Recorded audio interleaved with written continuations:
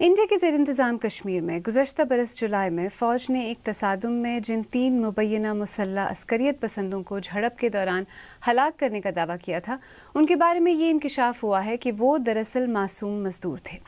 अवामी रद्द-ए-अमल के बाद फ़ौज ने तहक़ीक़ात करके एतराफ़ किया है कि एक फ़ौजी अफसर ने 2 मकामी नौजवानों की मदद से इन नौजवानों को फ़र्ज़ी झड़प में हलाक किया था।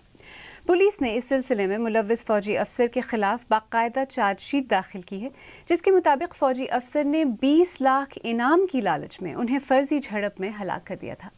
इस इंकिशाफ से माजी में रूनुमा होने वाली ऐसी मुतादिद झड़पों पर फिर से बहस छिड़ गई है। श्रीनगर से रियाज मसरूर।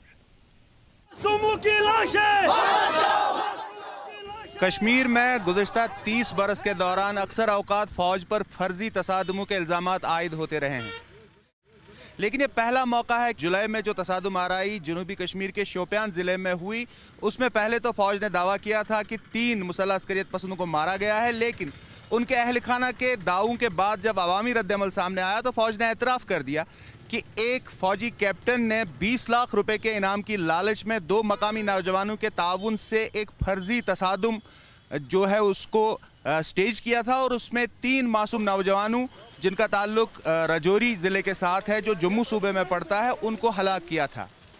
जाहिर है पिछले 30 साल के दौरान ऐसे कई वाक़यात रौनमा हुए, लेकिन चंद एक में फ़ौज ने तहकीकात भी की।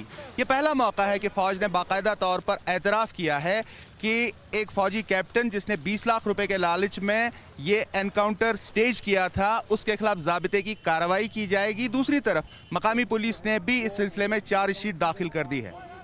इस हवाले से मकामी मुबस्सिरीन में ये बात शदीद तशवीश का बाइस बन रही है कि कश्मीर में 30 साल से जारी जो मुसल्लह शूरिश है वो अस्करियत पसंदों की हलाकत पर कायम किए जाने वाले इनामात की वजह से एक बाकायदा तिजारत बन रही है।